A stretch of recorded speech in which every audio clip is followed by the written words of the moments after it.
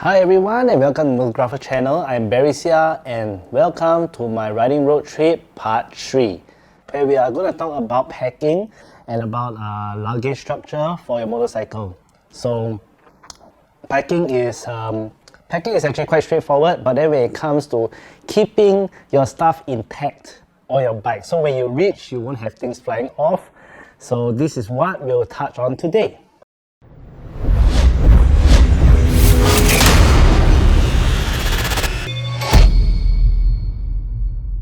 So first, let me share with you what bags I use for my bikes. Okay, so these are just a few options. You may have your own, you may have side panniers. If you have side panniers, then it's quite straightforward. I don't need to say much. But then for those who do not have, these are the options I use.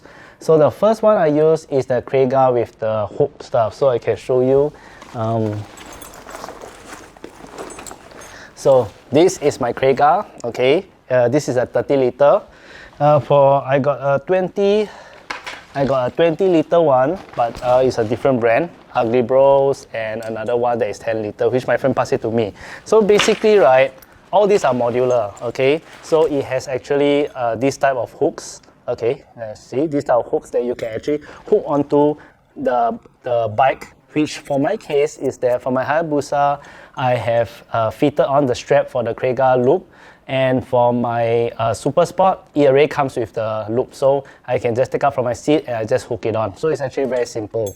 One good thing about this type of baggage is that you can be able to connect them, okay, together like a modular system. So you can actually put the 30 liter followed by the 20 liter on top. At the side, you can put 10 liter, 10 liter. So it'll be like a full modular package. The downside about it is that when it comes to when you reach your destination, and you have to actually take it out, you will have to strap it in a way that all your modular is still intact together and you can just strap and carry. But then when you carry, you must make sure that all the hooks are all in place and fastened so that you won't be like carrying halfway one of your modular, maybe the 10 liter just drop off. So that is the only troublesome part that I find about Kriega. Other than that, this system is actually very simple and compact, and is actually can say it's more streamlined so that you won't have add extra width on your bike. So this is one of the bags method I use. One thing about the Kriega bag is that other than it having white internal, which is actually white. And the good thing about this is that whenever your things, let's say you have a stuff that is actually black in color, you put it in, it won't get lost. And the best part is that the internal part of it is velcroed. So it's like, oh, it's a little tight. So it can be, it's velcroed. So you can actually remove this white color inside to actually wash it. And then you can just put it back in. So all your stuff will be as clean, as waterproof. And there's another zip in front. Let me show you. Okay, over here, there's another zip in front that actually you can put your stuff. It's actually meant to be waterproof, but sometimes in heavy rain, water might seep in a little. So I would suggest that not putting too critical stuff inside the front, like your passport or what, you know, try and keep it, maybe some other items that even it's a little wet or moist, it doesn't matter. But yeah, you just take note of this. Another one I use is the Deemeed Explorer bag. Okay, so the Deemeed Explorer bag, okay, you can see it's just a bag, but it has actually straps below. Okay, let's show you over here, straps below. So the straps below for you to actually loop up on your bike and then use the pillion pack and all this to actually secure your bag. So it secure the bag, and this is the behind part. One thing I like about the behind part is that you don't open the bag from the top. You actually open from the side. It flaps up this way. So I'm just going to show you. It flaps up this way. Okay, so you have the net here. It has actually a protection here that you can actually velcro out. Let me just velcro out so you can see the inside. So the inside will be much more spacious, and also it has a rain cover. Okay, it has a rain cover. It's water resistance in a certain limit, but if it's a heavy rain, it's best to put the rain cover. So if your stuff is a little too high, you don't want things to just fall off like this, that's where this thing comes about. This thing helps. So this thing will just Velcro it up. So you know, it stays. You know, when you open up, this thing actually blocks to make sure it stays. So that's one thing about it. And after you are done, okay, let's say you reach your destination, you can just unstrap below, and over here there is those type of loop that you can actually just put a strap over and carry it to your room to check in. Okay, so one thing is that I learned from my trip is that when you zip, okay, for this type of zip, okay, this type of zip, let me show you, I think over here. For this type of zip type of bags, okay, whatever bags, when you are actually riding, this is the back of the bike, ensure that your zip is towards the end. Okay, that means that it is actually, this is the back and the zip is pushed, it has to be zipped all the way back. Because what happened was, my zip was somewhere around here, somewhere around here. What happened is that the wind caught into the pocket, opened up my zip, and kind of like throw my things out in the highway. So I kind of lost quite a few things: my power bank, my tools, my power bank, my tools, my throttle grip. Well, the throttle grip I just bought anyway. So yeah, that's about it. So just imagine, just because of the way I zip. So take note about that. That one must really take note. So other than the bags, I also have bring my helmet bag. Okay, this is my helmet bag. Okay, I did talk about this a few times in my videos. If you want, I can actually put the link in my description below on how this is used. Okay, so basically, why I bring a helmet bag, I don't usually leave my helmet locked on my bike. Okay, but the helmet bag don't only keep belongings, it can also still secure as a normal lock, and you can actually still, it can secure with thick steel cables around your brake disc, wheel, and then after that, you know, your bike will be locked, and this thing will be actually velcroed and hung on your grip. So it does not need to be filled up, then you can use. You can just use it as a wheel lock. You can use it as a lock for something that's on your bike that is valuable, but you do not need, it's only meant for your bike. You can just like maybe your tank bag or what, that is actually more of maybe the tools for your bike. Because tools for your bike, I don't think you need to carry all the way to your room. You can actually just leave it inside this helmet bag and lock it in. Because it's meant for your bike, it's only meant for the trip. So you can leave all those stuff inside the helmet bag instead of only put helmet. You can put all these things. So of course, I bring the helmet bag. So that is my essentials that I every time use to keep my bike secure, my stuff secure, but the pocket thing is my mistake. That was a different story. So, yep. So for clothes wise, you don't overpack. What I mean by overpacking is means that you're packing just nice for the number of days of the trip, because there is a chance that you might end up buying clothes unless you're very 100% sure you won't have anything you like over there, or else you might buy some t-shirt, some clothes over there, and since you're buying from there, you might as well not bring your own. I mean, what's the point? So, and some of the things that we are on a motorcycle, so our luggage space is more limited compared to a car. So the thing is that don't overpack. Pack something, pack light, go up, explore, get what you want. Or if you are, get something dry fit, a thin type of clothing so that you can move around comfortably, okay? Or you want something that is a bit more compact, but don't overpack, don't pack too much, because when you pack too much, you end up bringing back the same thing that you don't use. Okay, so you just have to really plan, and then you have to plan whether you're gonna, you have to do like what I say from the front part, is that plan where you're going, all this stuff thing. Find out what they have. You can find out what they have before you pack. So at least you know, okay, since I'm going there, I might be getting this t-shirt, I might be getting this clothing. Then you don't need to bring extra clothing for that. You can actually just still wear all this new clothing anyway. So might as well. Or some things, some outfit that can easily be washed and dried the next day, it will be ready to wear. So you can actually cut down in over carrying your clothes, because you're going there for a vacation. You don't need to really carry. If you really need to always carry your clothes like that, it will it's okay, but if there's a way to lessen it, why not? Okay, you can have extra space for unique stuff that you get from overseas, why not? So yeah, don't overpack your clothes.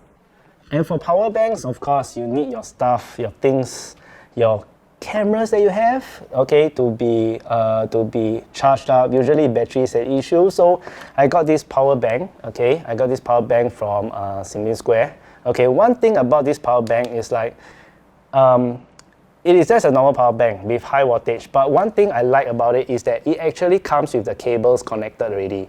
Okay, so you do not need to worry about like, hey, where's my cable? Where did I put my cable? Of course, there are people who also say that, hey, if it's connected, if one of the cables spoil, that's it.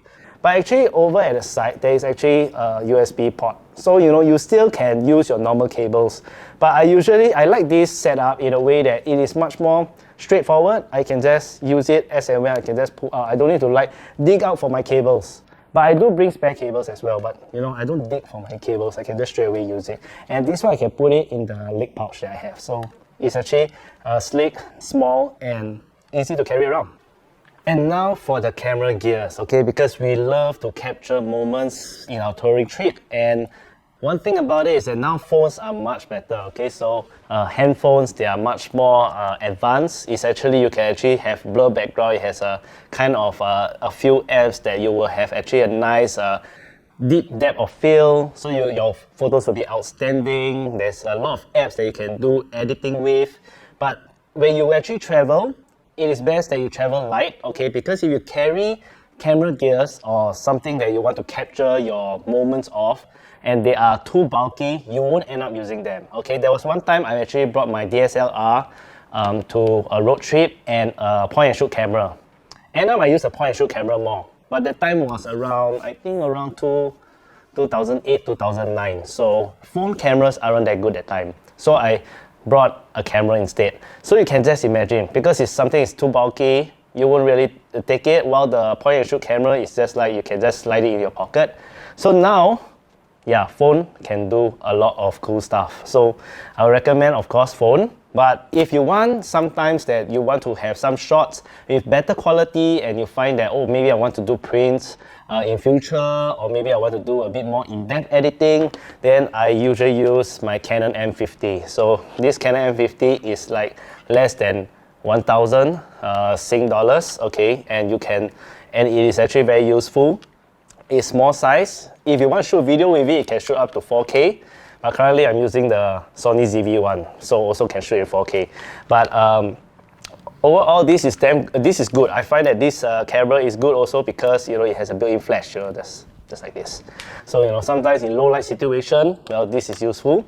And other than that, what other gears I bring to actually capture my action? I bring my Insta360. So for those who have followed me in my Instagram, you see that I actually show some reels and some stories of me riding my Super Sport or my Hayabusa with like someone is filming me, but actually I'm just using my Insta360. So I'm using the older one, I'm using the Insta360 1R. So let me show it to you. Okay, so I got a few action camera that I use, okay, for my tour trip.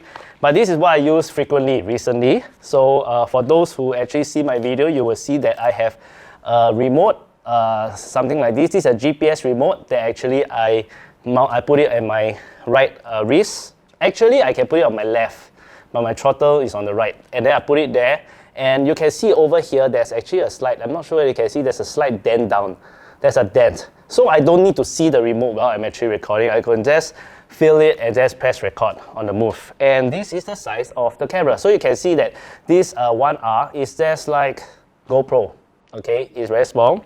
And other than that, I also have to pack spare batteries, extra batteries, okay?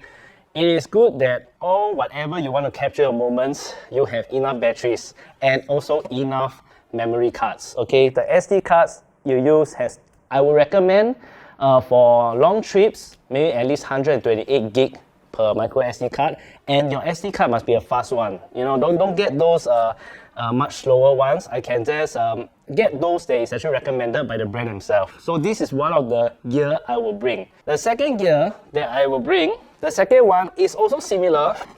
but it is it also look like a GoPro Hero 10. Anyway, I only own GoPro Hero 4. That's the old one. So this is the new one, the Hero Session. So this one, you can actually put you can put it in any place also. It's very small. One thing I like about this is that it has a very good stability. That means when I walk around, you know, it actually, I can see live stability. Well, for the Insta360, of course, the 1RS, which is the latest one, is much more better in stability. But for this 1R, what happened is that you in post-process, then they will improve the stability. You can, I think they did update here, but I don't see much of a difference. I see a lot of difference in the Osmo Action. And the downside about Osmo Action is that if you put it on your helmet, as a helmet camera point of view, it's not wide enough. That's the only downside about it. I first got this, then the Insta360. So depending on what you want to shoot, so you must really understand what you want to shoot. Don't shoot everything, so you must know what to bring. So you can see all of them are really tiny. But then if you want something a bit much more stable than all this, and then you only need to do very, very little editing on stabilizing the footage, I would recommend the Osmo Pocket. So let me show you how the Osmo Pocket is. The Osmo Pocket is just this size, okay? This is how it looks like. This is how the Osmo Pocket look like. So what's the size of it? I give you a comparison. This is my Huawei P30, so yeah, this is the size, okay? So you can see. So basically, it actually comes with a gimbal inbuilt already. So I show you. I'm just going to turn it on, then there it is.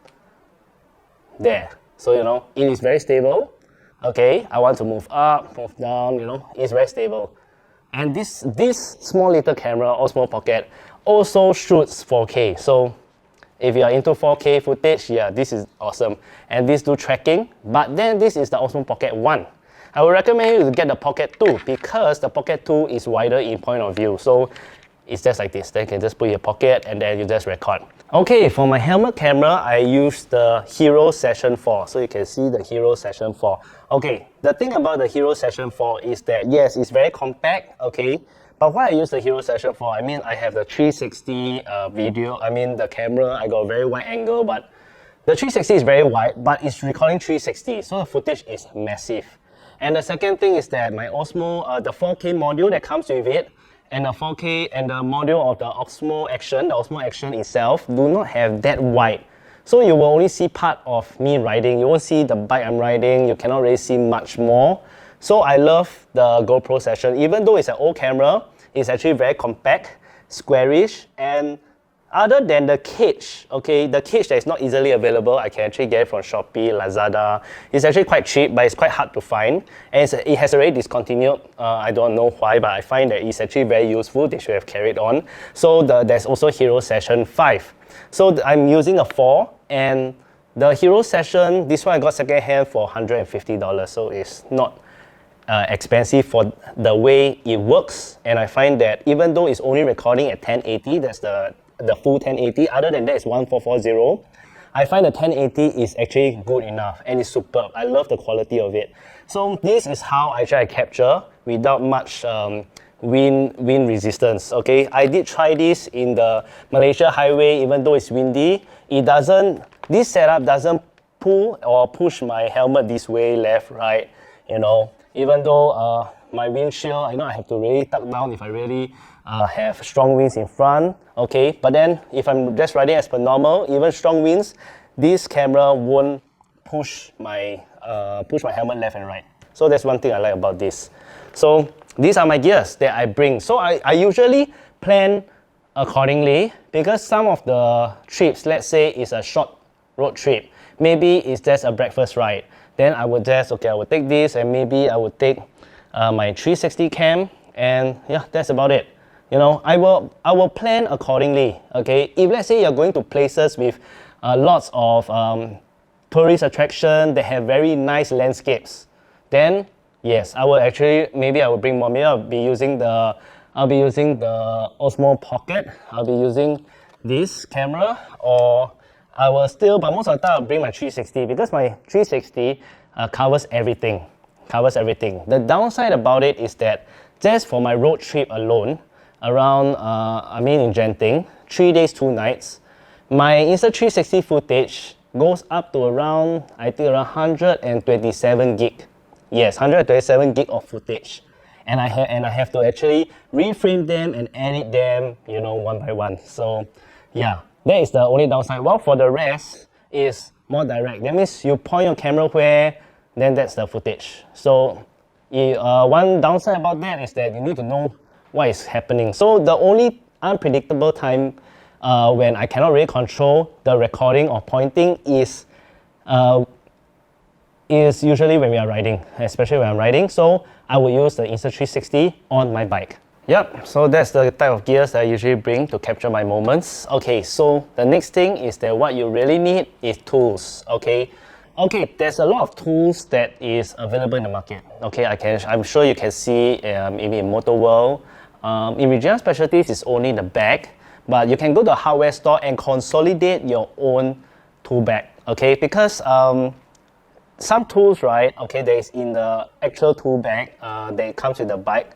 Some of the things I find that it's not sufficient for like for some maintenance, but like the way the screw is more advanced technical stuff. So usually the tool bag you still have to keep, and you should add on some things inside. Okay, so some things like, okay, maybe for the Allen key part, okay, you must make sure that if your bike have a lot of Allen key screws, then here make sure that you have the size inside your tool bag. Other than that, make sure you add inside your tool bag cable ties. Okay, cable ties is very important, especially when something got loose. At least you cable tie, you can secure it and ride back to fix it. Of course, you must see according to the situation. If the bike is unrideable, you have to call off your vacation. Sorry. So before you move out, of course, you need to do pre-checks on your bikes. What I do is that I go to my workshop, my regular mechanic, to actually check through my bike before I go for a road trip. So yeah, that is a kind of fundamental basics that you should know for bikes even ridden daily. You have to actually check them once in a while to ensure that everything is always okay. Alright, so that is to prevent breakdown and such. Okay, so the tool bag is very important. Another thing is your bike cover. Alright, I know bike covers are just, okay, why do I need bike cover? But when you're overseas, it's best that you just lower down your, the attention from your bike.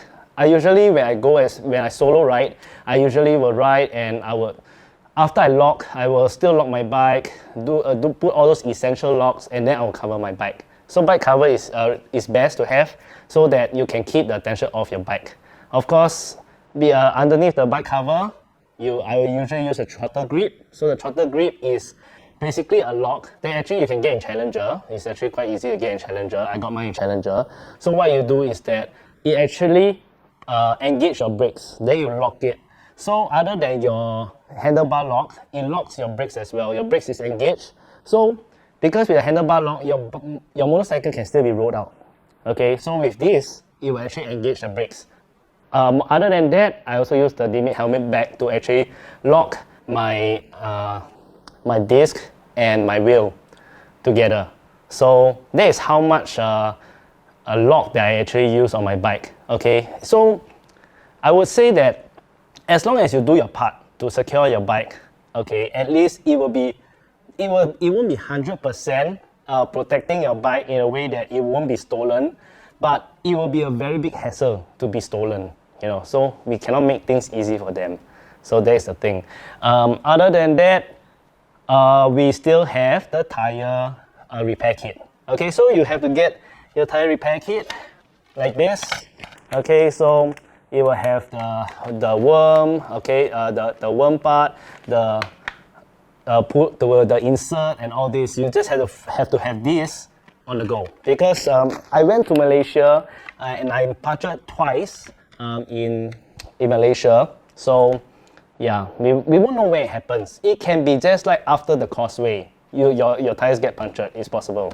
So yeah, just to let you know, that one you need. So other than all the tools and whatever I actually shared, there is also one more thing, is light. Okay, of course you got your handphone light, but I would recommend you to have light that actually, torch light that is actually USB charged, so that you can be able to, you're able to use it without wasting the battery power of your phone.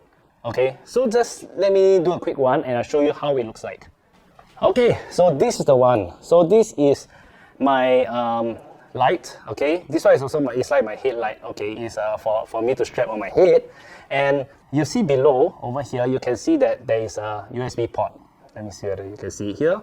Yeah, so you can see there's a USB port that I can actually charge it. So I can use my power bank to charge it. I need to worry about battery power. And when it comes to working on the bike, I can just strap it on my head and then I can just on it. So it has the red light. Okay, I will explain to you what's the red light. Actually, the red light is actually to help to prevent night blindness. So while you're actually working on something in the dark, especially if I'm like shooting some star trail, I'm shooting some astronomy stuff, I'll use this red light to actually see my things. Then after that, I off it. When I off it, usually when you actually just see something bright, when you off it, you will see like a white, like a flashbang kind of thing. But with this red, you won't have this issue. So this is what I learned from the astronomy club from some NUS students that actually met in Mersing when I was doing some star trail shoot, and they are having a student workshop going somewhere. So that's why then I noticed they have been using red. And some of them even use torchlight and then they wrap it with red film. So yeah, so it's quite interesting. So this one have red. It has one level of light brightness and another one more brighter.